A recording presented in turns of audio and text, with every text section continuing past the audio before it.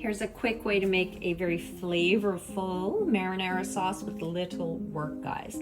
So take your garden tomatoes now, using whatever you have. You can use cherry tomatoes, or I have some heirloom tomatoes here and I've sliced those.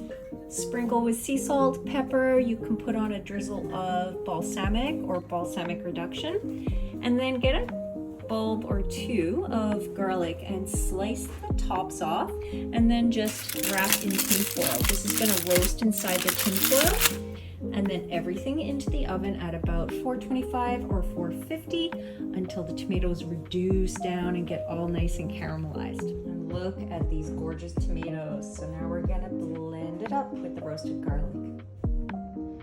So here is this mixture of roasted tomatoes and roasted garlic. So gorgeous. There's the roasted garlic on top. And we're going to, look at that, blend it until it's somewhat pureed, not fully pureed, and then add the magic. And here is our semi-pureed pasta sauce. And I'm just gonna finish it off. I already added a little bit in there. We're gonna add some more fresh basil. This is the magic that will make it extra delicious, extra special. And you really just want to pulse this in a couple of times so that you keep some of the pieces of the basil intact. So I'm just going to pulse.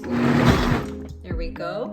And then you can see the gorgeous green flecks in the sauce. So try this out, serve it with your favorite pasta, seasoned to taste. Enjoy.